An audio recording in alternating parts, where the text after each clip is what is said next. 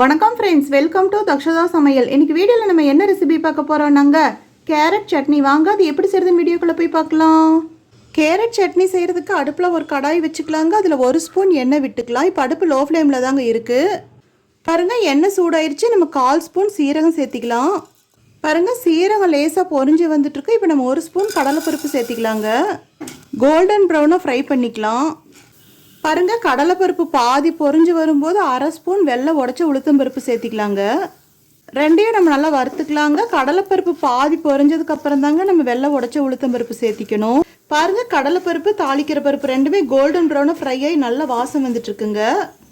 4 வரமிளகா சேர்த்திக்கலாங்க. முதலே சேர்த்துடக்கூடாது, வரமிளகா கரிஞ்சிரும். 1 கப் கேரட் துருவல் சேர்த்திக்கலாங்க. நல்லா வதக்கிக்கலாம். இப்போ அடுப்பு லோ ஃப்ளேமில் தாங்க இருக்குது. கேரட் துருவல் சேர்த்து நம்ம லோ ஃப்ளேமில் 1/2 நிமிஷம் வதக்கிக்கலாங்க. கொஞ்சம் ஈரம் வற்றி பச்சை வாசனை போகிறதுக்காக வதக்கிட்டோம். இப்போ 1/2 கப் தேங்காய் துருவல் சேர்த்திக்கலாங்க. பாருங்கள், எல்லாமே நல்லா பச்சை வாசனை போக நல்லா வறுத்துட்டோம். இப்போ நம்ம இந்த ஸ்டேஜில் அடுப்பு ஆஃப் பண்ணிடலாங்க. நல்லா ஆறுனதுக்கப்புறம் இதை நம்ம சட்னி அரைச்சிக்கலாம். பாருங்கள், நம்ம கேரட் சட்னிக்கு வறுத்து வச்சதெல்லாம் ரூம் டெம்பரேச்சர் வந்துருச்சு. இப்போ நம்ம இதை ஒரு மிக்ஸி ஜாருக்கு மாற்றிட்டோங்க. கொஞ்சமாக தண்ணி சேர்த்திக்கலாங்க.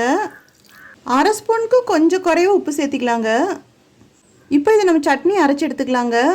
பாருங்கள், நம்ம கேரட் சட்னிக்கு அரைச்சி எடுத்துகிட்டு இப்போ இதை நம்ம தாளிச்சிக்கலாங்க. கேரட் சட்னி தாளிக்கிறதுக்கு அடுப்பில் ஒரு தாளிப்பு கரண்டி வச்சுக்கலாங்க. அதில் 1/2 ஸ்பூன் எண்ணெய் விட்டுக்கலாங்க. இப்போ அடுப்பு லோ ஃப்ளேமில் தாங்க இருக்குது. பாருங்கள், எண்ணெய் சூடாயிருச்சு. இப்போ நம்ம 1/2 ஸ்பூன் கடுகு சேர்த்திக்கலாம்.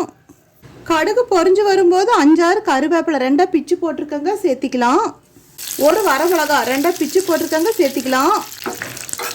இந்த சட்னிக்கு இவ்வளவே தாங்க நம்ம தாளிக்கணும். வறுக்கும் போதே கடலைப்பருப்பு தாளிக்கிற பருப்பெல்லாம் சேர்த்துட்டோம். அதனால் பாருங்கள், எல்லாமே கரெக்டாக பொரிஞ்சு வந்துருச்சு. இப்போ நம்ம இதை அடுப்பு ஆஃப் பண்ணிவிட்டு நம்ம இதை கேரட் சட்னியில் சேர்த்திக்கலாங்க.